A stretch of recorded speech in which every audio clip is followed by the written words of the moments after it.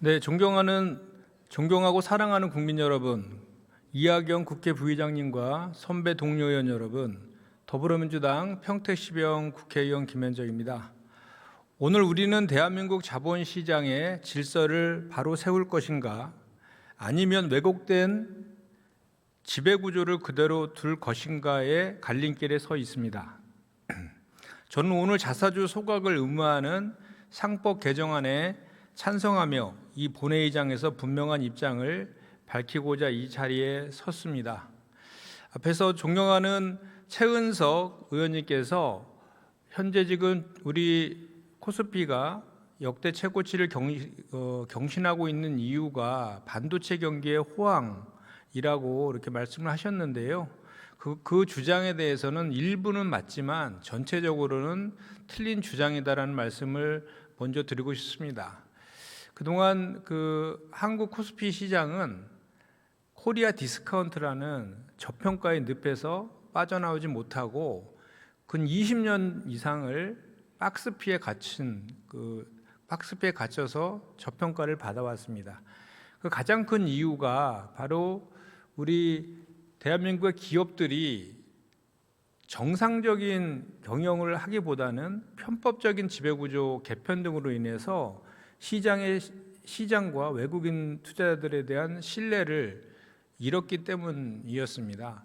그뿐만이 아니라 중복 상장이라든지 물적 분할이라든지 또는 주가 조작이라든지 또는 불법적인 공매도 이런 것들 때문에 많은 소액 주주들이 예측하지 못하는 피해를 지속적으로 받아왔고 그것이 바로 코리아 디스카운트의 주된 원인들로 작동해 왔던 것입니다. 그렇기 때문에 한국의 기업들의 펀더멘탈이 그대로 유지된다는 전제에서라도 이러한 잘못된 편법적 지배구조 개편 등을 바로 잡기만 하더라도 코리아 디스카운트 문제는 해결될 수 있다라는 측면이 있었던 것입니다.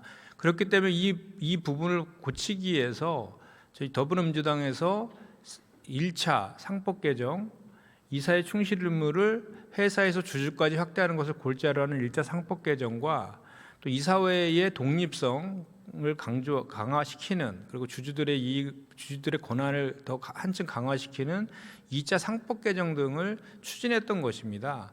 그리고 또 대표적인 주주환원 정책이 배당과 제가 잠시 뒤에 설명할 자사주 소각 의무화인데요.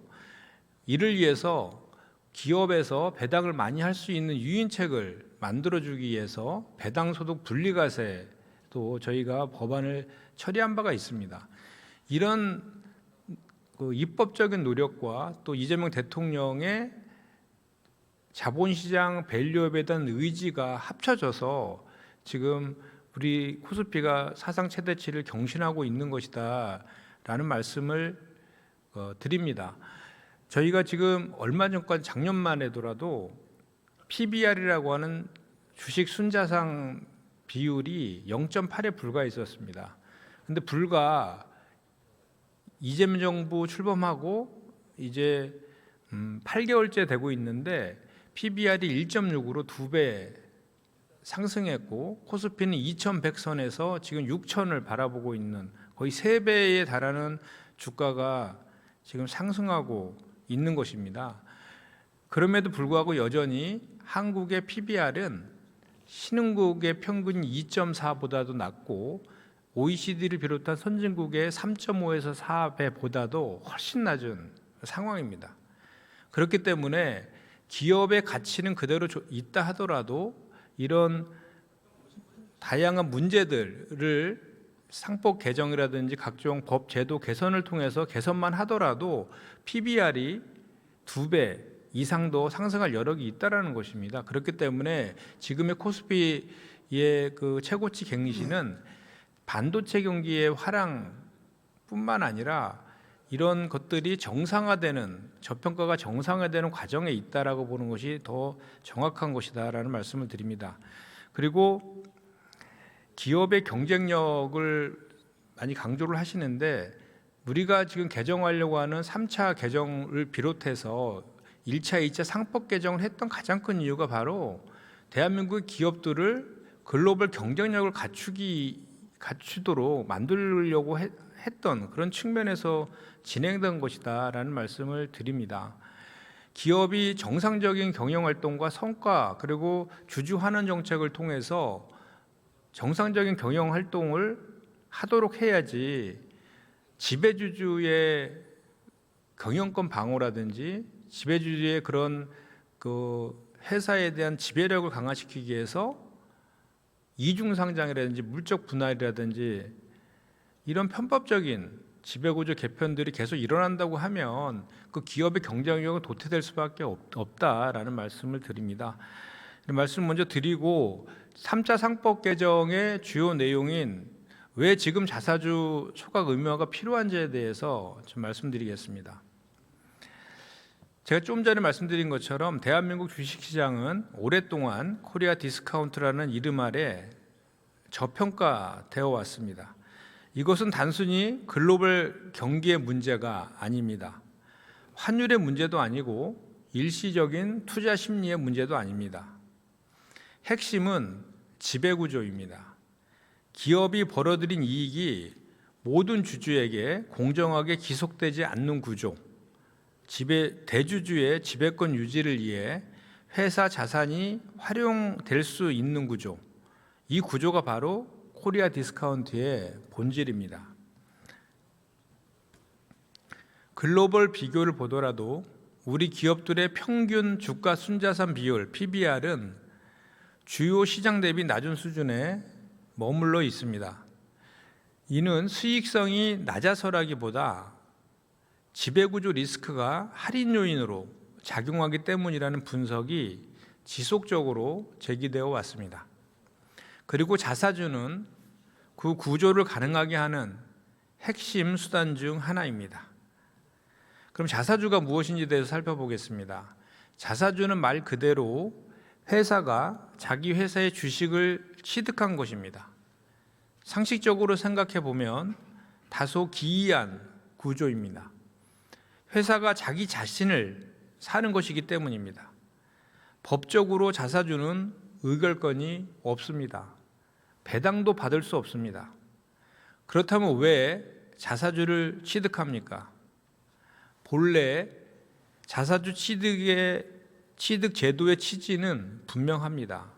첫째로 주가가 기업 가치에 비해 과도하게 저평가되었을 때 시장 안정 장치로 활용하기 위함입니다. 둘째는 초과 현금을 주주에게 환원하는 수단으로 활용하기 위함입니다. 셋째는 취득 후 소각을 통해서 총 발행 주식 수를 줄여서 주당 가치를 높이기 위함입니다. 특히 선진 자본시장에서는 자사주 매입의 핵심이 소각에 있습니다.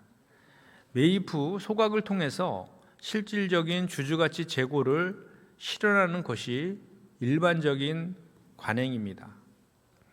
그런데 대한민국은 어떻습니까? 취득은 하지만 소각은 하지 않습니다. 보유합니다. 그냥 쌓아둡니다. 그리고 필요할 때 활용합니다. 문제는 바로 여기에 있습니다. 대한민국에서 자사주는 주주 환원 수단이라기보다 지배권 방어 수단으로 기능해 온 측면이 분명히 존재합니다. 우호 지분 확보, 합병 시 지분율 계산의 활용, 경영권 분쟁 대비 카드로 사용. 자사주는 보유 중에는 의결권이 없지만 제3자에게 처분되는 순간 의결권이 살아납니다. 바로 이것이 핵심입니다. 수고했습니다.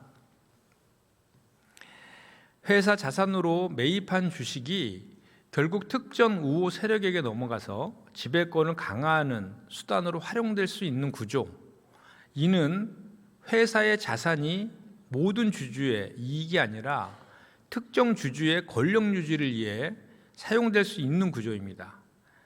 이러한 가능성 자체가 시장의 불신을 초래하는 것입니다.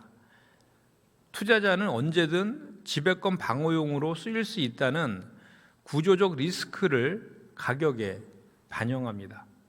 그 결과가 바로 코리아 디스카운트입니다.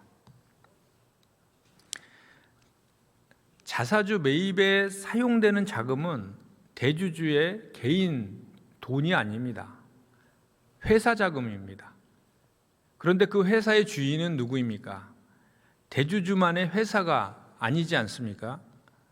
모든 주주의 회사인 것입니다.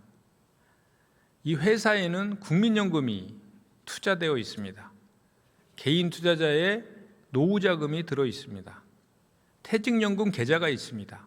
그리고 청년들의 ISA 계좌도 있습니다.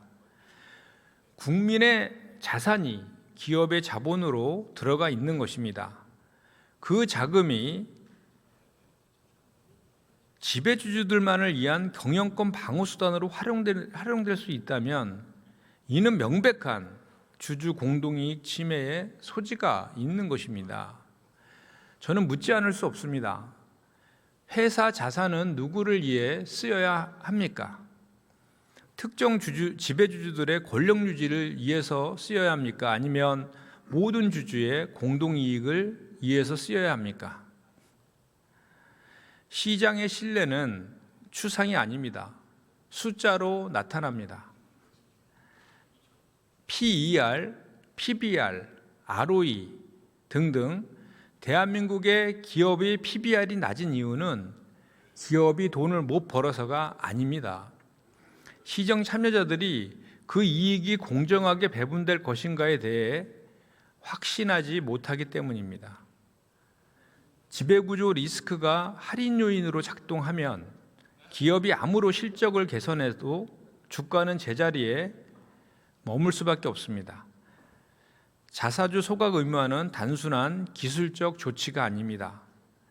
이제 회사 돈을 지배권 방어 수단으로 활용하는 잘못된 가능을 구조적으로 차단하겠다는 대한민국 국회의 선언인 것입니다. 그 선언이 바로 시장에 대한 신뢰 회복의 출발점이라고 저는 생각합니다. 오늘 우리가 처리하고자 하는 3차 상법 개정안은 기업을 옥죄기 위한 법이 절대로 아닙니다. 오히려 기업을 투명하게 하자는 법입니다. 주주 환원을 강화하자는 법입니다. 그리고 지배구조의 예측 가능성을 높이자는 법입니다. 대한민국 자본시장을 지배주주 중심 시장에서 모든 주주 중심 시장으로 전환하자는 법입니다. 때문에 자사주 소각 의무화는 기업을 약하게 만드는 조치가 절대로 아니라는 것입니다. 오히려 기업의 가치를 정상화하는 조치다라는 말씀을 드립니다. 그리고 또한 이는 반기업 정책 또한 전혀 아닙니다. 시장의 원리를 회복하는 가장 시장 친화적인 개혁입니다. 그동안 우리는 코리아 디스카운트를 말해왔습니다. 이재명 정부와 민주당은 1, 2차 상법 개정을 통해서 코리아 디스카운트를 해소하고자 했습니다. 이제는 3차 상법 개정을 통해서 코리아 디스카운트 극복을 넘어서 코리아 프리미엄 시대로 나아갈 것인지 말 것인지를 선택해야 합니다. 제3차 상법 개정안은 대한민국 자본시장의 신뢰 회복을 위한 필수적인 법안입니다. 그리고 우리는 오늘 그 역사적 책임 앞에 서 있습니다. 1, 2차 상법 개정 배당소득 분리 과세가 코스피 6천을 견인했다면 자사주 소각 의무화를 통해서 이 코스피 추가 상승의 모멘텀을 만들어야 합니다.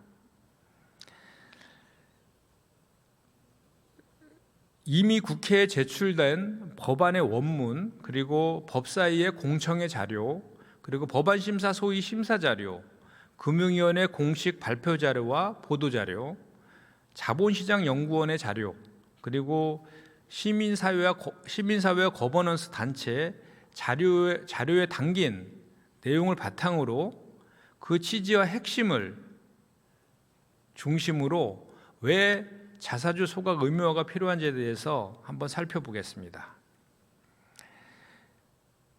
왜냐하면 이 사안은 이미 충분히 논의되었고 이미 충분히 자료가 쌓여 있기 때문입니다.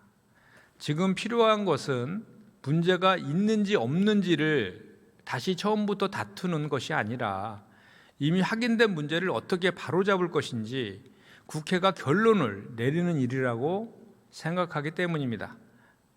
먼저 가장 기본이 되는 자료부터 보겠습니다. 제가 대표 발의한 상법 일부 개정 법률안 원문입니다. 이 자료를 제가 먼저 읽는 이유는 간단합니다. 오늘 논쟁의 출발점은 결국 법안이 무엇을 하자는 것인지 그리고 어디까지 하자는 것인지이기 때문입니다. 이 법안의 제안 이유와 주요 내용을 보면 취지는 아주 분명합니다. 회사가 자사주를 취득하는 행위는 본질적으로 주주 환원과 연결되는 성격을 가집니다. 회사가 시장에서 자기 회사 주식을 사들이는 것은 결국 회사 자금을 쓰는 것이고 그 자금은 회사와 주주의 이익을 위해서 사용되어야 하기 때문입니다. 그런데 현행 제도 하에서는 자사주를 회사 돈으로 취득한 뒤에 소각하지 않고 장기간 보유하거나 특정 시점에 특정 상대방에게 처분하는 방식으로 활용할 수 있는 여지가 컸고 이 과정에서 지배주주 또는 경영진에게 유리한 방향으로 자사주가 쓰일 수 있다는 문제가 지속적으로 제기되어 왔습니다. 제3차 자사주 소각 의무화의 핵심은 원칙은 바로 자사주 소각입니다. 예외는 주주총회의 승인입니다. 그리고 처분은 통제합니다. 그리고 우회는 막습니다. 이게 이번 법안의 핵심입니다.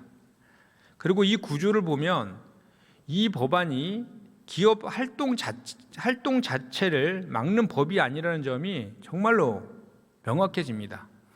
반대하시는 분들 중에는 마치 이 법안이 기업이 정상적인 자본 정책을 전면 금지하는 것처럼 말씀하는 경우가 있습니다. 하지만 법안의 구조를 보면 절대로 그렇지 않습니다. 원칙은 세우되 예외를 허용합니다. 다만 예외를 회사 내부의 좁은 판단에만 맡기지 않고 주주에게 설명하고 주총의 승인을 받게 하자는 것입니다.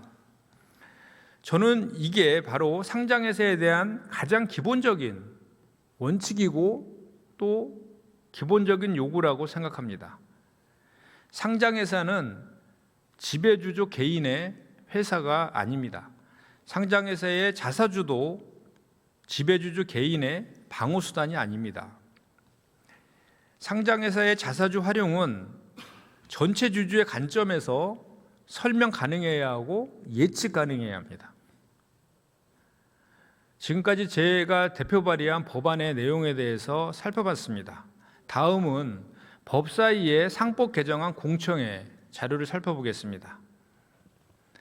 먼저 공청회에서 제시된 핵심 문제의식은 무엇이냐면 자사주를 단순히 기업의 재무적 선택으로만 볼 것이 아니라 우리 자본시장의 신뢰와 코리아 디스카운트 문제와 연결해서 봐야 한다는 점입니다. 공청회 자료에서 찬성 측 진술은 반복해서 이런 취지를 말하고 있습니다. 우리 시장이 구조적으로 할인받는 이유, 디스카운트가 되는 이유는 여러 가지가 있지만 그 가운데 중요한 축 하나는 지배주주 또는 경영진이 회사 자산과 제도를 활용해서 일반 주주와 다른 위치에서 이익을 얻을 수 있다는 의심, 그리고 그 의심을 충분히 통제하지 못하는 제도적 빈틈입니다. 자사주는 바로 이 지점에서 핵심적인 쟁점이 됩니다. 겉으로는 주주 환원이라고 하지만 실제로는 보유와 처분의 단계에서 다른 목적으로 활용될 수 있기 때문입니다. 공청회 자료의 찬성 측 진술을 따라가면 자사주 매입이 진짜 주주와는 효과를 가지려면 시장이 무엇을 믿어야 하는지가 나옵니다. 시장이 믿어야 하는 것은 단순히 회사가 주식을 샀다는 사실이 아닙니다. 그 주식이 다시 자의적으로 풀리지 않을 것이라는 믿음, 즉 유통 주식수 감소 효과가 신뢰 가능한 방식으로 유지될 것이라는 믿음입니다. 그런데 지금처럼 자사주가 장기간 보유되고 나중에 특정 거래의 재료가 될 수 있다면 어떻겠습니까? 시장 입장에서는 언제든 다시 나올 수 있는 물량입니다. 그러면 자사주 매입에 주저하는 신호는 약해질 수밖에 없습니다. 그리고 그 약해진 신호만큼 시장의 신뢰도 떨어질 수밖에 없습니다. 이게 바로 소각 의무화 또는 강한 규율이 필요한 이유라는 설명입니다. 저는 이 설명이 매우 설득력 있다고 생각합니다. 자사주 소각 의무화의 목적은 기업을 혼내는 것이 아닙니다. 자사주 매입이 정말로 주주 환원으로 읽히게 만드는 것입니다. 즉 시장의 언어를 정직하게 만드는 것입니다. 공청회 자료에서 또 하나 중요한 지점은 반대 논리의 핵심으로 자주 등장하는 경영권 방어의 문제입니다. 반대 측은 자사주를 경영권 방어 수단으로 활용할 수 있어야 한다고 주장합니다. 하지만 찬성 측 진술은 이 논리를 이렇게 봅니다. 경영권 방어에 필요성이 있다고 해서 상장회사 자사주를 지배주주 측이 사실상 잠재적 우호 지분처럼 활용할 여지를 계속 열어두는 것이 정당화되지는 않는다는 것입니다. 저는 이 점을 분명히 말씀드리고 싶습니다. 경영권 방어 논의가 필요하면 그 제도는 별도로 논의할 수 있습니다. 하지만 그 논의를 이유로 자사주 제도의 왜곡과 규율 공백을 그대로 두자는 결론은 성립하기 어렵습니다. 상장회사의 자사주는 주주 전체의 재산적 이해와 연결된 대상입니다. 그걸 지배주주 방어의 관행적 수단으로 계속 남겨두는 것이 과연 시장 친화적인지 저는 다시 물어야 한다고 생각합니다. 다음으로 공청회 자료의 또 다른 찬성 측 진술을 보겠습니다. 이 자료의 강점은 자사주 제도의 개선 필요성을 단순히 도덕론이 아니라 법제 구조와 제도 연역의 관점에서 설명한다는 점입니다. 요지는 이렇습니다. 과거 상법 개정에서 자기 주식 취득 목적 제한이 완화되고 보유와 활용의 폭이 넓어졌습니다. 그 자체에는 재무적 유연성 확대라는 취지가 있었습니다. 그러나 현실에서는 보유와 활용의 자유가 커진 만큼 주주 보호와 처분 단계 통제 장치가 충분히 따라오지 못했고 그 결과 규제 차익과 편법 활용 가능성이 생겼다는 것입니다. 이 설명이 중요한 이유는 지금의 3차 상법 개정안을 과거 개정의 전면 부정으로 볼 필요가 없다는 점을 보여주기 때문입니다. 오히려 그 반대입니다. 과거 개정으로 넓어진 자유가 실제 시장에서 어떤 부작용을 낳았는지 확인되었기 때문에 이제 그 빈칸을 메우는 후속 입법이 필요하다는 것입니다. 저는 이 관점을 매우 중요하게 생각합니다. 좋은 입법은 한 번에 완벽하게 끝나지 않습니다. 시장 현실을 보면서 보완되어야 합니다. 이번 3차 상법 개정안은 바로 그 보완의 단계입니다. 공청회 자료에서는 또 하나 중요한 비교를 제시합니다. 자기 주식 제3자 처분은 경제적 실질 측면에서 신주 제3자 배정과 유사한 효과를 나타낼 수 있습니다. 그런데 신주 발행에는 목적 제한, 절차 통제, 공시와 주주 구제 수단이 비교적 분명한 반면에 자기 주식 처분에는 상대적으로 약한 규율이 적용되어 왔다는 문제의식입니다. 저는 이 지점을 아주 쉽게 설명할 수 있다고 생각합니다. 문은 두 개가 있는데 한쪽 문은 엄격하고 다른 쪽 문은 느슨하면 사람들은 어느 문으로 가겠습니까? 당연히 느슨한 문으로 가게 됩니다. 그게 기업이 나쁘다는 뜻이 아니라 제도 설계가 그렇게 유도한다는 뜻입니다. 그러니 입법자는 두 문 사이의 규제 차익을 줄여야 합니다. 이번 3차 상법 개정안이 바로 그 작업을 하는 것입니다. 자기 주식 처분을 신주 발행에 준해 통제하고 자의적 활용을 줄이고 주주에게 설명하고 승인받도록 하는 것, 이건 과도한 규제가 아니라 규제의 정합성을 맞추는 일입니다. 이 다음으로는 법안 심사소위 심사 자료의 취지를 한번 살펴보겠습니다.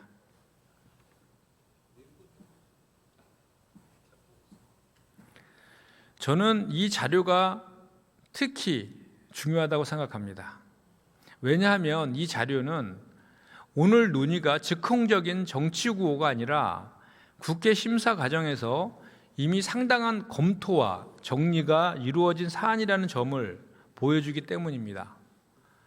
법안 심사 소위 심사 자료를 보면 여러 의원안과 쟁점이 병합돼서 정리되어 있고 대체 토론과 공청회에서 제기된 논점, 그리고 관계기관의 의견, 검토 포인트가 체계적으로 정리되어 있습니다.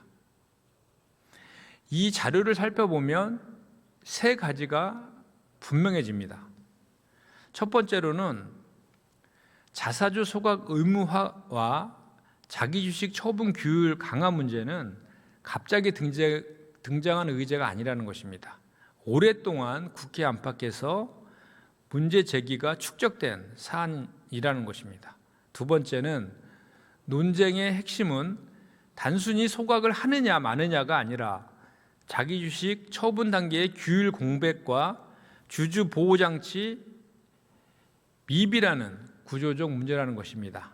세 번째는 소위 자료도 이미 예외 사유, 주총 승인 구조, 신탁 계약 방식 규율, 외국인 지분 제한, 업종 문제 등에 대해서 현실적 설계 쟁점을 함께 검토하고 있다는 것입니다. 이게 무엇을 뜻하느냐면 이제는 논의가 부족하다는 말을 계속 반복할 단계가 아니라는 뜻입니다. 쟁점은 이미 드러났고 쟁점별 검토도 상당 부분 진행됐습니다.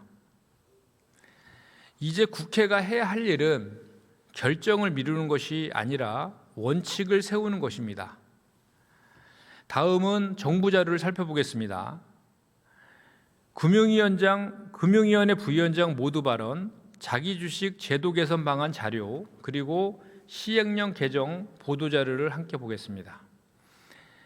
이 자료들을 제가 길게 이렇게 말씀드린 이유는 하나입니다.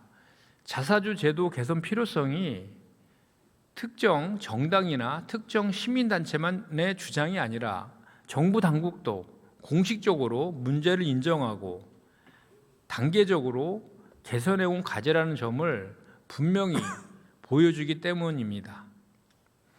2023년 1월 윤석열 정부 때였습니다. 금융위원회 부위원장 발언의 취지를 보면 제가 이 날짜를 굳이 말씀드리는 이유는 무엇이냐면 정부도 이미 2024년 초부터 자사주 제도의 구조적 문제를 공식적으로 인정했고 2024년 말에는 시행령 개정까지 진행했다는 것입니다. 즉, 이 문제가 이미 정책과제로 확인되었다는 점을 분명히 하기 위해서입니다. 그리고 조금 전에 제가 말씀드렸지만 2024년 당시는 윤석열 정부였다는 점도 덧붙여 말씀드립니다. 자사주가 원칙적으로 주주가치 제고를 위한 수단이어야 함에도 현실에서는 합병 분할 과정이나 처분 과정에서 지배력을 확대하거나 또는 주주보호 저해의 문제를 나올 수 있다는 점이 지적돼 왔습니다.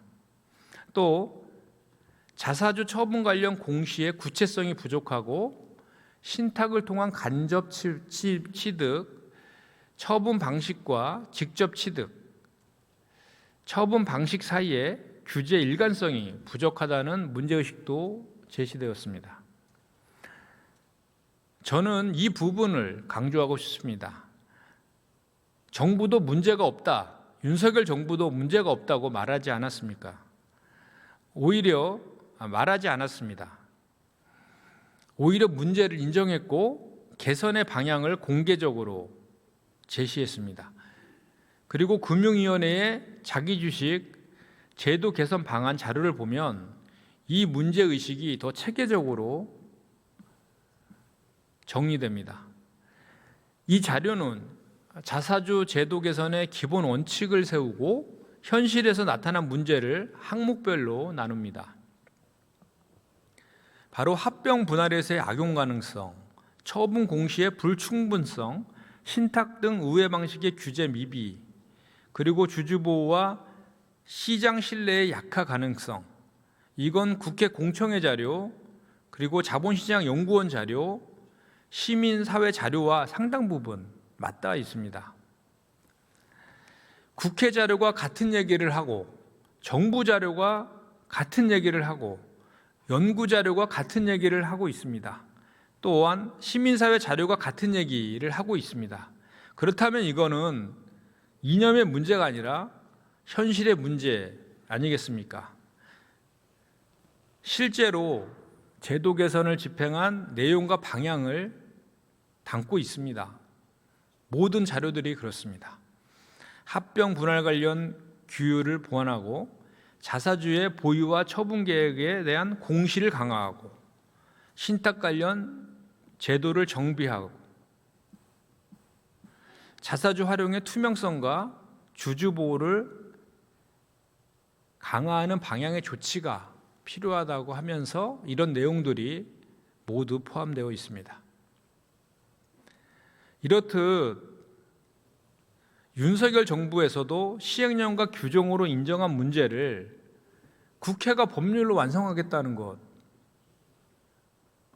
그것에 대해서 왜 국민의힘에서 반대하는지 저는 이해할 수가 없습니다. 오히려 자본시장 선진화를 위해서 국회가 입법을 통해서 뒷받침하는 것은 오히려 국회의 의무이고 책임이라고 저는 생각합니다. 행정규범으로 할 수 있는 일이 있고 또한 법률로 해야 하는 일이 있습니다. 자기 주식의 법적 성격이라든지 원칙적 소각, 주총 승인 구조, 자기 주식 처분의 법적 통제 수준, 주주의 유지 청구와 구제 수단은 반드시 법률 차원의 정리가 필요한 것입니다. 그래서 이번 3차 상법 개정이 반드시 필요한 이유입니다. 다음은 연구 자료들을 한번 살펴보겠습니다. 먼저 초기 의견 자료의 취지는 무엇이냐? 자사주 매입은 배당과 함께 대표적인 주주환원 수단으로 볼 수 있지만 우리 시장에서는 그동안 자사주를 취득한 뒤 소각보다 보유와 활용에 더 무게가 실리는 경향이 있었다는 것입니다.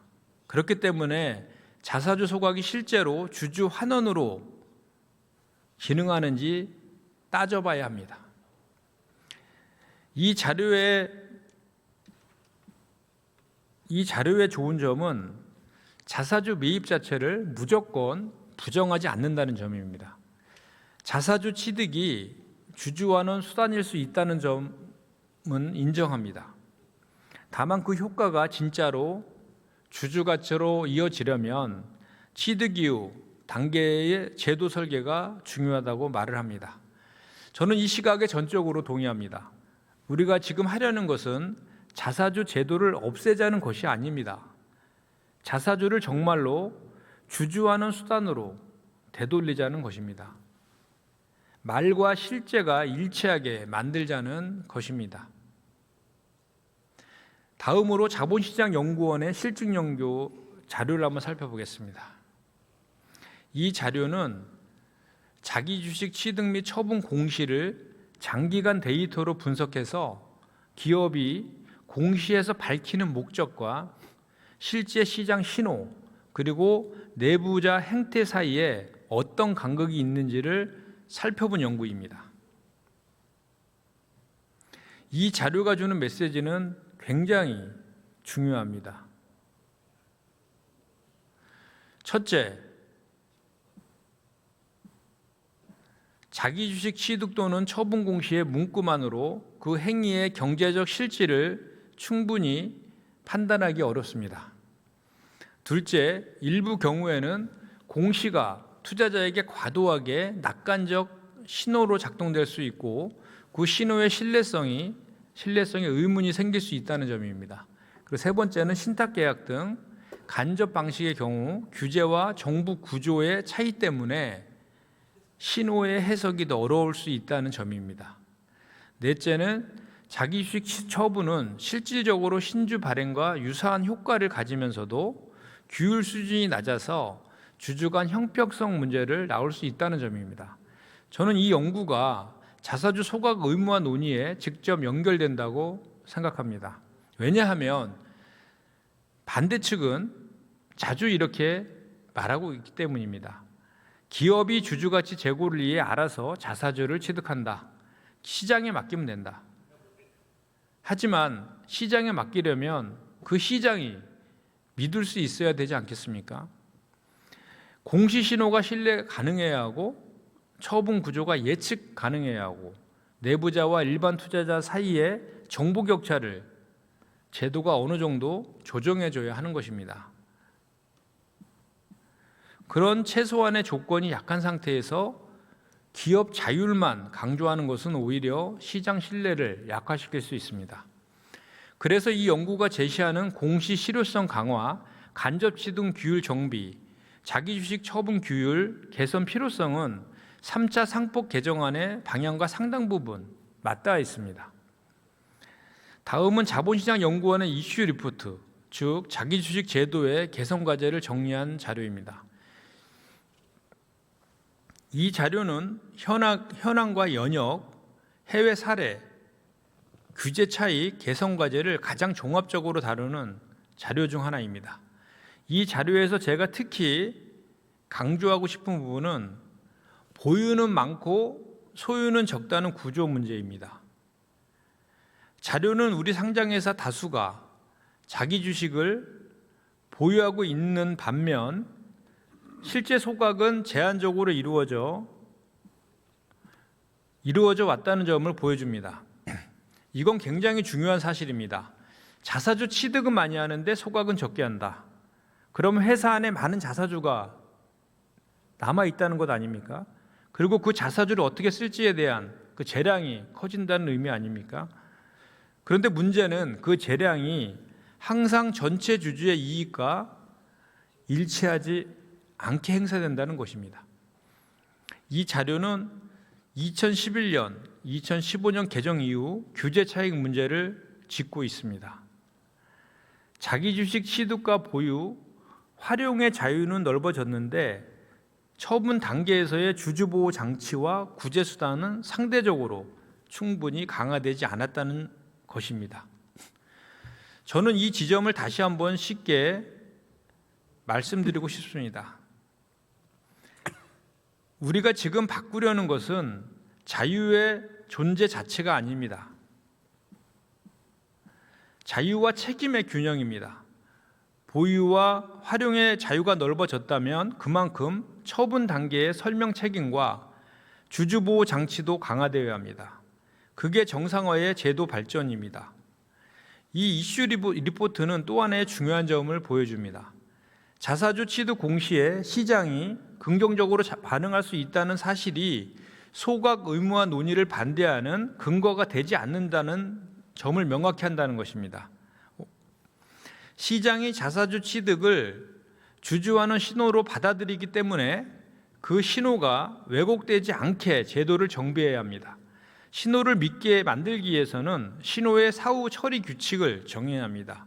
이게 바로 소각 의무화 또는 강한 처분 규율의 취지입니다. 그리고 이 이슈 리포트가 제시하는 개선 과제, 즉 자기 주식의 권리 부인 명확화, 자기 주식 제3자 처분의 신주 발행 준용, 그리고 주주 구제 수단 도입, 자의적 활용 방지와 소각 유도라는 방향은 지금 논의되는 3차 상법 개정안의 구조와 매우 가깝습니다. 저는 그래서 이 법안을 두고 뜬금없는 정치 입법이라고 말하는 것은 맞지 않다라고 생각합니다.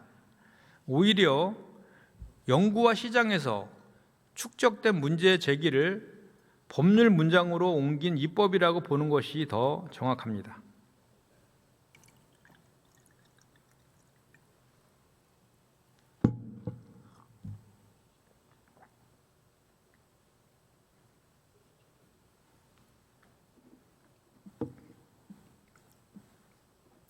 다음은 가장 최근에 자본시장연구원의 의견 자료를 살펴보겠습니다. 이 자료는 지금 국회에서 논의되는 개정안의 구조를 비교적 직접적으로 설명하고 있어서 오늘 필리버스터 취지와도 아주 잘 맞습니다. 이 자료의 핵심 취지는 이렇습니다. 자기 주식 취득과 소각은 대표적인 주주하는 수단이지만 우리 상장에서는 보유와 활용에는 적극적이고 소각에는 소극적이었으며 그 결과 처분 과정에서 최대 주주 또는 특수 관계인에게 유리하게 작동하는 사례가 많이 나타났고 현행 법제는 이를 충분히 통제하지 못하는 구조적 한계를 가지고 있다는 것입니다. 그리고 이 자료는 개정안의 핵심을 비교적 분명하게 정의합니다.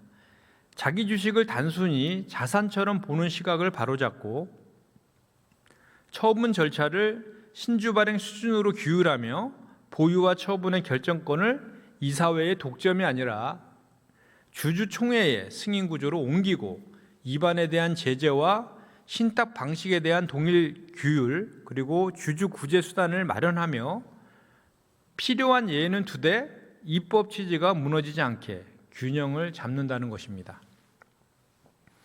저는 이 정리가 참 중요하다라고 생각합니다. 왜냐하면 반대측의 논리는 종종 이 법안을 무조건 소각만 강요하는 경직된 법처럼 묘사하기 때문입니다. 하지만 자료를 보면 그렇지 않습니다. 이 법안은 원칙을 강하게 세우고 예를 열어주고 예외 사유의 책임을 강화하는 구조입니다. 이것은 경직성이 아니라 책임성입니다. 그리고 이건 반기업이 아니라 반편법입니다. 그리고 이건 규제 만능이 아니라 신뢰 회복을 위한 제도 정비입니다.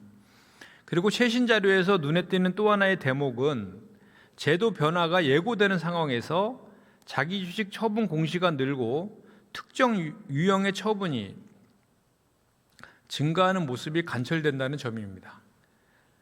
이걸 저는 이렇게 해석합니다. 제도 변화가 예고되면 기존 제도 안에서 가능한 활용을 서둘러 정리하려는 유인이 생길 수 있습니다. 그 자체가 바로 현행 제도의 인센티브 구조를 보여주는 증거입니다.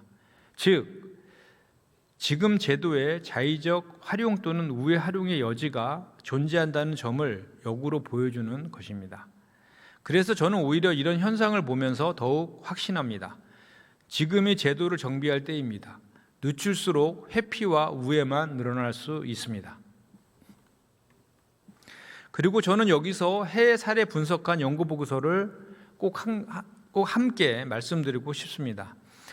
이것을 반대하시는 분들 중에는 마치 자사주 소각 원칙이나 처분 규율 강화가 국제적으로도 보기 드문 과도한 규제인 것처럼 말씀하시는 경우가 있습니다.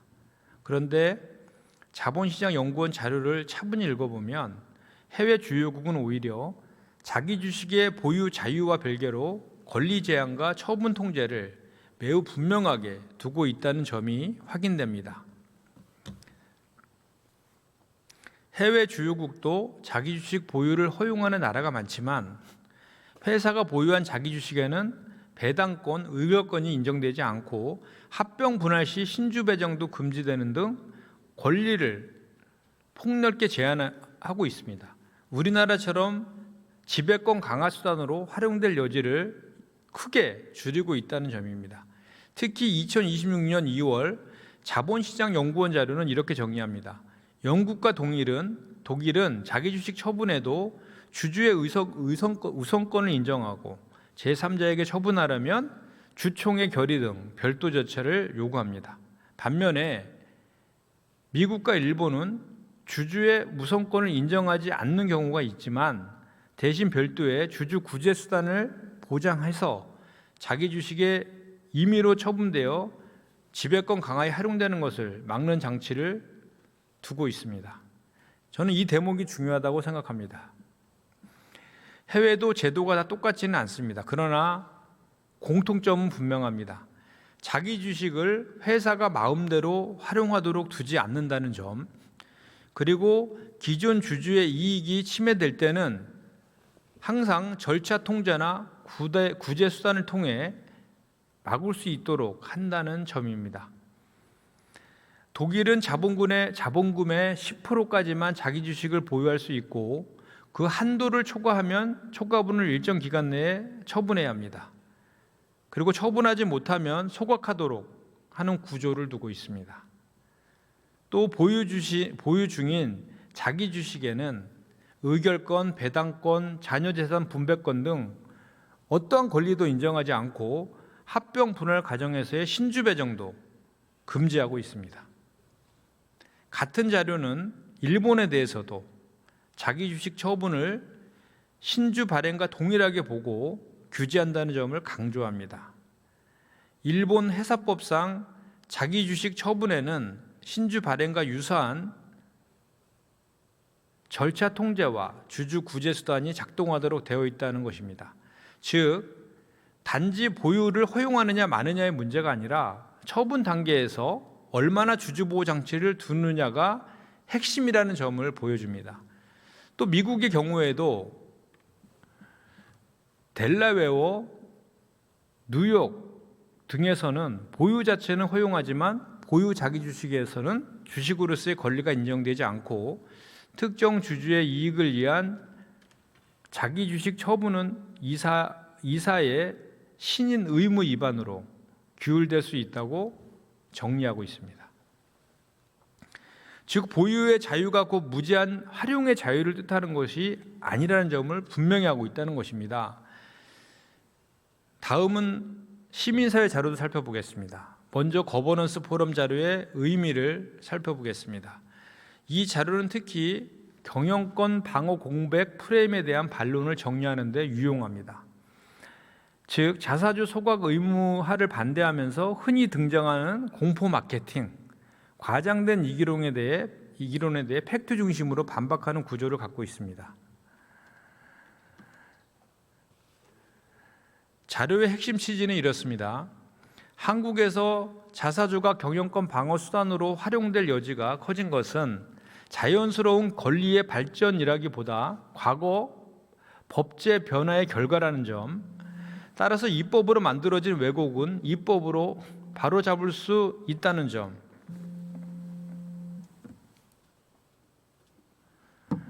그리고 자사주 소각이 곧바로 기업의 유동성 파탄으로 이어지는 것처럼 말하는 것은 취득과 소각의 회계적 재무적 성격을 혼동한 과장이라는 점입니다. 저는 이 부분을 본 회의장에서 이 자리에서 꼭 분명히 말해야 한다고 생각합니다. 자사주를 취득할 때 현금이 나갑니다. 소각 여부는 그 이후 이미 취득한 자기 주식을 자본 정책상 어떻게 처리할지의 문제입니다. 소각 자체가 새로운 현금 유출을 만드는 것은 아닙니다. 물론 개별 기업 입장에서도 제도 적용과 절제 설계에 부담이 있을 수 있습니다. 그래서 개정안은 예외와 주총 승인 구조를 두고 있습니다. 그런데도 일반론으로는 자사주 소각 의무화는 유동성 이익이라고 몰아가는 것은 논쟁을 정확하게 만드는 데 도움이 되지 않습니다. 거버넌스 포럼 자료가 또 짚은 중요한 포인트는 이것입니다. 자사주를 경영권 방어 논리와 묶고 계속 보유하게 하자는 주장은 결국 상장회사 자사주를 지배주주 측의 잠재적 우호 지분처럼 보는 시각과 겹칠 수 있다는 것입니다. 저는 이 문제의식을 무겁게 받아들여야 한다라고 생각합니다. 상장회사의 자사주는 회사가 시장에서 돈을 써서 사들인 주식입니다. 그건 전체 주주와 회사의 이익을 위해 관리돼야 하는 게 당연합니다. 지배주주의 편의적 방어도구처럼 취급되어서는 안 됩니다. 이 자료의 공통점은 방향성에는 찬성하되 예외 설계와 집행 실효성에 대한 보완 요구를 함께 제기한다는 점입니다. 저는 이게 매우 건강한 태도라고 생각합니다. 자기 주식의 원칙적 소각, 자의적 활용 통제, 주주보호 강화하다는 방향에는 찬성한다. 다만 예외가 과도하면 입법 취지가 무너질 수 있으니 주총의 승인 구조, 주주 구제 수단, 예외 범위의 명확성이 중요하다. 그리고 후속의 제도 정비가 필요하다는 것입니다. 따라서 국회는 이런 지적을 겸허히 받아들이면서도 그렇다고 방향 자체를 멈춰서는 안 된다고 생각합니다. 좋은 법은 방향이 맞아야 하고 디테일은 다듬을 수 있어야 합니다. 지금 우리가 할 일은 바로 그 균형입니다. 이제 여기까지 읽어온 자료들을 바탕으로 해서 이 본회의장에서 자주 나오는 반대 논리를 하나씩 짚어보겠습니다. 첫째, 기업 유동성이 압박됐다는 주장입니다. 다시 한번 말씀드리지만 현금 유출은 자사주를 취득할 때 발생합니다. 소각 단계는 이미 보유한 자기 주식을 어떻게 처리할지의 문제입니다. 따라서 개정안이 개별 기업의 현실을 전혀 돌보지 않고 있는 것이 아니라는 점을 말씀드리고, 필요한 예를 두고 주총의 승인에 따른 보유, 처분 계획을 허용하는 구조를 갖고 있다는 점을 말씀드립니다. 즉 실무적 부담과 제도 취지를 함께 고려한 설계라는 것입니다. 그런데도 이 법안을 마치 즉각적인 유동성 파탄을 불러오는 것처럼 말하는 것은 논점을 과장하는 것이다 라고 말씀드립니다. 둘째로 경영권 방어 공백이 생긴다는 주장입니다. 이 주장은 논점을 비켜갑니다. 경영권 방어 논의가 필요할 수는 있습니다. 하지만 그 논의를 이유로 자사주식 처분 규율 공백, 주주 보호장치 미비, 편법 활용 가능성을 계속 방치하자는 결론으로 가면 절대로 안 됩니다. 다른 제도가 부족하다고 해서 현행 제도의 왜곡까지 정당화되는 것은 아닙니다. 오히려 각각의 제도는 각각의 원칙에 맞게 정리되어야 합니다. 상장회사의 자사주는 지배주주의 방어 기지가 아니라 전체 주주의 이해와 연결된 대상이라는 점, 저는 이 원칙을 다시 세워야 한다고 생각합니다. 셋째, 자사주 매입 유인이 줄어들어 오히려 주주 환원이 약화된다는 주장입니다. 이 우려가 전혀 근거 없는 말이라고까지는 말하지 않겠습니다. 하지만 제도 변화에는 항상 조정 효과가 있을 수 있습니다. 중요한 것은 자사주 매입의 신호가 얼마나 신뢰 가능한가입니다. 지금처럼 보유와 처분 재량이 과도하면 오히려 자사주 매입의 주주와는 신호가 할인될 수 있습니다. 반대로 원칙적 소각과 투명한 예외 절차라는 것이 자리가 잡으면 자사주 매입은 더 신뢰 가능한 환원 수단으로 평가될 수 있습니다. 즉 단기적 선택 변화와 중장기적 신뢰 회복을 함께 봐야 합니다. 이번 개정안은 바로 그 중장기 신뢰를 높이기 위한 방향으로 설계된 것입니다. 넷째, 금융위가 시행령 개정을 했는데 상법 개정까지 왜 필요하냐는 주장입니다. 이 질문에는 오히려 답이 더 명확합니다. 금융위의 시행령 규정 개정은 매우 중요하고 필요한 조치였습니다. 하지만 그 조치만으로는 해결되지 않는 문제들이 있습니다. 자기 주식의 법적인 성격, 원칙적 소각 의무, 주총 승인 구조, 자기 주식 처분에 대한 신주 발행 준용 수준의 통제, 그리고 그 위반 시 주주의 구제 수단 등은 법률 차원의 정리가 반드시 필요한 것입니다. 행정 규정은 법률의 빈칸을 모두 채울 수 없습니다. 그래서 이번 3차 개정이 필요한 것입니다. 존경하는 이하경 부의장님 그리고 동료 의원 여러분, 저는 여기서 잠시 더 큰 맥락으로 돌아가고 싶습니다. 우리가 왜 이 문제를 이렇게 길게 논의합니까? 왜 자사주라는 기술적인 주체를 본회의장에서 이렇게 오래 다뤄야 하는 것입니까? 그 이유는 자사주 문제가 단순한 회계 기술의 문제가 아니라 우리 자본시장의 신뢰와 공정성, 그리고 코리아 디스카운트라는 그런 구조적 원인과 직결된 문제이기 때문입니다. 시장에서는 말이 중요합니다. 기업이 주주 환원이라고 말하면 투자자는 그 말을 믿고 의사결정을 합니다. 기업이 가치 제고라고 말하면 시장은 그 말을 가격에 반영합니다.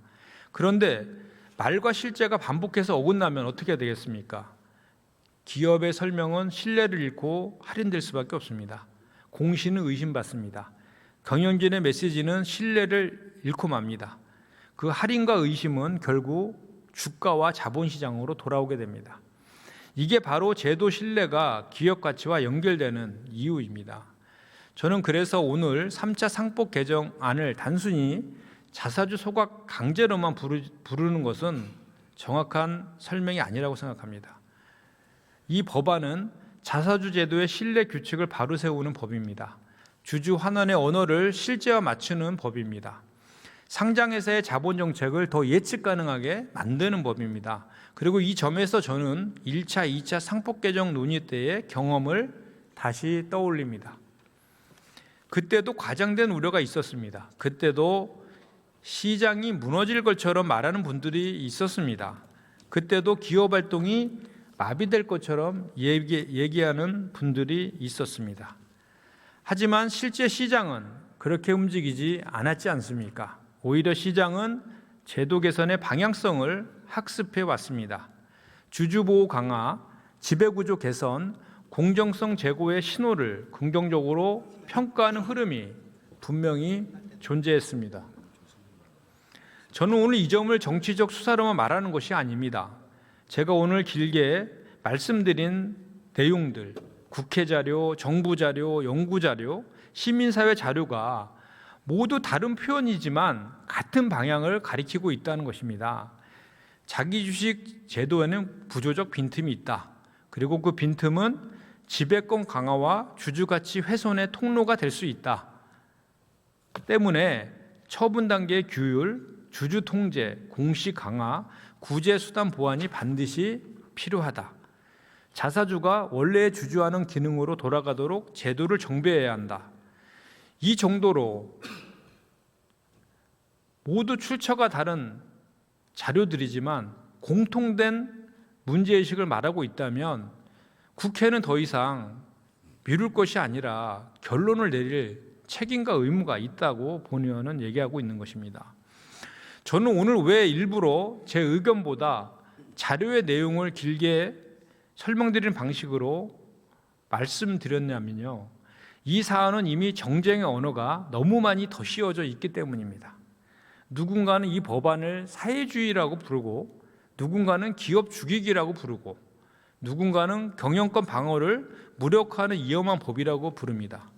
그런데 실제로 모든 자료들을 차분히 살펴보면 그렇지 않다는 것이 명확히 확인되지 않습니까? 그래서 저는 자사주 소각 의무화를 담은 3차 개정안을 대표 발의한 그 이유가 원칙은 세우되 예의를 두자는 것입니다. 주총 승인과 공시를 통해 책임을 강화하자는 것입니다. 그리고 우회적 활용을 막고 필요한 경우는 열어두자는 것입니다. 신주 발행과 실질이 유사한 처분에는 유사한 수준의 통제를 요구하자는 것입니다. 그리고 불공정한 처분에는 주주에게 구제 수단을 부여하자는 것입니다. 이건 과격한 혁명도 아닙니다. 이건 상장회사 제도의 기본을 조금 더 정교하게 글로벌 스탠다드에 맞게 만드는 일입니다. 그리고 저는 이 논의를 통해서 우리가 시장 친화적이라는 말의 의미도 다시 생각해 봐야 한다고 생각합니다. 일부에서는 경영진과 지배주주의 재량을 넓혀주는 것이 곧 시장 친화적이라고 말합니다. 하지만 저는 다르게 생각합니다. 시장 친화성은 재량의 크기에서 나오지 않습니다. 규칙의 신뢰성에서 나옵니다. 누구에게나 같은 규칙이 적용되고 설명이 가능하고 예측 가능하고 불공정한 경우에 구제받을 수 있고 말과 실제가 반복해서 어긋나지 않는 구조, 그렇게 장기 자금을 부르고 그게 할인율을 낮추고 그게 결국 기업 가치를 높이는 것입니다. 오늘 논의하는 3차 상법 개정안은 바로 그 규칙의 신뢰성을 높이는 입법입니다. 존경하는 우원식 국회의장님, 그리고 선배 동료 의원 여러분, 상법은 단순한 기업 운영 매뉴얼이 아닙니다. 상법은 우리 경제의 약속을 적는 법입니다. 누가 어떤 권한을 가지는지, 그 권한을 행사할 때 어떤 책임을 져야 하는지, 그리고 그 과정에서 소수 주주와 일반 투자자의 권리를 어떻게 보호할 것인지 정하는 법입니다. 자사주를 둘러싼 지금의 문제는 결국 권한은 넓은데 책임과 통제가 약한 상태를 오래 방치해온 결과라고 생각합니다. 이번 3차 개정은 그 균형을 조금 더 정상화하는 일입니다. 저는 오늘 이 자리에서 기업을 적으로 돌리려는 것이 절대로 아닙니다. 저는 기업의 현실적 필요를 부정하지 않습니다. 합리적인 자본 정책의 필요, 산업적 특수성, 외국인 지분 규제와 같은 현실 문제를 모른 척하자는 것도 아닙니다. 그래서 법안도 예외를 두고 주총 승인 구조를 두고 계획에 따른 보유와 처분 가능성을 열어둔 것입니다. 다만 저는 분명히 말씀드리고 싶습니다. 그 현실적 필요가 일반 주주 보호 원칙보다 앞설 수는 없습니다. 상장회사 자사주는 상장회사 전체 주주의 이해관계 앞에서 다뤄져야 합니다. 그 원칙을 분명히 하는 것이 국회의 책무입니다. 여기서 저는 한 번 더 정리하겠습니다. 이번 개정안의 취지는 단순합니다. 자사주를 아예 못 쓰게 하자는 것이 아닙니다. 자사주를 아무렇게나 쓰지 못하게 하자는 것입니다. 기업의 정상적 경영을 막자는 것이 절대로 아닙니다. 전체 주주에게 설명되지 않는 방식의 자의적 활용을 줄이자는 것입니다. 주주환원 수단을 없애자는 것이 아닙니다. 주주환원이라고 말한 것이 진짜 주주환원이 되게 하자는 것입니다. 그리고 저는 이 점에서 이번 3차 상법 개정안이 코리아 디스카운트를 줄이는 다음 단계의 개혁이라고 생각합니다. 코리아 디스카운트는 단일한 원인 때문에 생긴 것이 아닙니다. 거시경제, 지정학, 산업구조, 기업 실적, 제도 신뢰가 복합적으로 작동합니다. 하지만 그 가운데 제도 신뢰는 국회가 바꿀 수 있는 영역입니다. 우리가 바꿀 수 있는 것을 바꾸지 않으면서 시장이 우리를 더 높게 평가해 주기만 기다리는 것은 무책임한 태도입니다. 자사주 제도 정비는 우리가 지금 여기서 법으로 할 수 있는 일입니다. 그리고 그 효과는 단지 특정 기업 몇 곳의 문제가 아니라 상장회사 전반의 신뢰 구조에 영향을 줄 수 있는 사안입니다. 저는 오늘 이 법안을 두고 찬반이 갈릴 수 있다는 점을 압니다. 입법에는 늘 이해가 다르고 해석이 다를 수 있습니다. 그 자체는 자연스럽습니다. 하지만 적어도 논쟁의 출발점은 같아야 한다고 생각합니다. 앞에서 살펴본 자료에 있는 사실을 우리는 인정해야 합니다. 현행 제도의 빈틈을 인정해야 합니다. 주주 환원 명분과 실제 활용 사이의 괴리를 인정해야 합니다.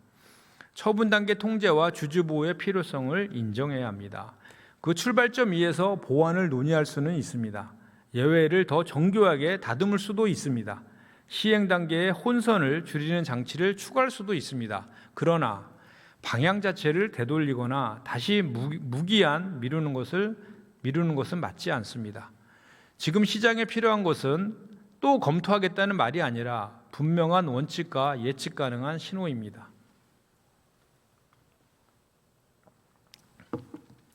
존경하는 국민 여러분, 그리고 우원식 국회의장님, 동료 선배 의원 여러분, 지난해 6월 이재명 정부 출범 이후 정부 여당은 구조적인 코리아 디스카운트 문제를 바로잡기 위한 제도 개선을 단계적으로 추진해 왔습니다. 이사회 충실 의무 대상을 회사에서 주주로 명확히 확장한 1차 상법 개정안, 국민의힘은 반대했습니다. 그러나 이 개정은 이사의 특정 지배주주가 아니라 모든 주주의 이익을 공정하게 고려해야 한다는 원칙을 분명히 한 조치였습니다. 집중투표제 의무화와 감사위원 분리선출 확대를 담아 기업 지배구조의 투명성과 책임성을 강화한 2차 상법 개정안, 국민의힘은 또다시 반대했습니다. 그러나 시장은 이를 규제 강화가 아니라 신뢰 회복의 신호로 받아들였습니다. 그 결과 코스피는 2000 초반에서 5,969포인트까지 상승하며 121% 이상의 상승률을 기록하고 있습니다. 주가 상승의 원인을 정책 효과로만 말할 수 있는 것은 아닙니다. 그러나 분명한 것은 지배구조 개선과 주주권 강화라는 방향이 시장의 신뢰를 높였다는 사실입니다. 자사주 소각 의무화를 담은 3차 상법 개정안이 본회의에 상정되어 있습니다. 그런데 이번 3차 상법 개정안 또한 국민의힘은 반대하고 있습니다. 증권가와 자본시장 전문가들 사이에서는 3차 상법 개정안이 통과될 경우 지배구조 리스크가 완화되고 기업가치 재평가가 본격화되면서 코스피 7천 선도 가능하다는 전망을 하고 있습니다. 개혁은 언제나 저항을 수반합니다. 기득권을 건드리지 않는 개혁은 존재하지 않습니다. 그러나 우리는 알고 있습니다. 코리아 디스카운트의 원인이 무엇인지, 지배구조 리스크가 시장을 얼마나 왜곡해 왔는지, 회사가 벌어들인 이익이 모두 주주에게 공정하게 기속될 것이라는 믿음, 그 믿음이 있을 때 시장은 프리미엄을 부여합니다. 저는 이사의 충실 의무 대상을 회사에서 주주로 확대하는 1차 상법 개정안과 2차 상법 개정안, 그리고 배당소득 분리과세를 담은 조세특례제한법 개정안을 대표 발의하여 통과시켰습니다. 이는 기업의 책임성과 주주하는 체계를 동시에 강화하기 위한 입법이었습니다. 그리고 오늘 자사주 소각 의무화는 그 왜곡된 구조의 또 다른 축을 바로잡는 조치입니다. 그렇기 때문에 저는 또한 이 법안을 대표 발의했습니다. 자사주 매입이 지배권 방어 수단이 아니라 진정한 주주 환원 수단이 되도록 회사 자산이 특정 세력이 아닌 모든 주주를 위해 사용되도록 우리는 제도를 명확히 해야 합니다. 오늘의 표결은 단순한 법안의 찬반이 아닙니다. 대한민국 자본시장을 지배주주 중심 시장으로 남겨둘 것인지, 모든 주주가 존중받는 시장으로 전환할 것인지에 대한 선택입니다. 저는 분명히 말씀드립니다. 공정한 시장, 신뢰받는 기업, 그리고 국민의 자산이 정당하게 보호받는 자본시장을 위해 이번 3차 상법 개정안은 반드시 통과되어야 합니다. 그리고 3차 상법 개정안이 코리아 디스카운트를 끝내고 코리아 프리미엄의 시대를 여는 출발점이 되기를 바라면서 저의 찬송 토론을 마치고자 합니다. 경청해 주셔서 감사합니다. 고맙습니다.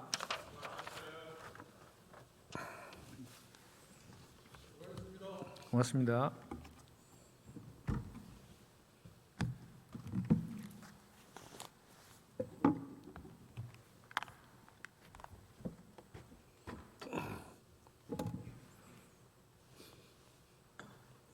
김현정 의원 수고하셨습니다. 다음은 조승환 의원 나오셔서 토론해 주시기 바랍니다.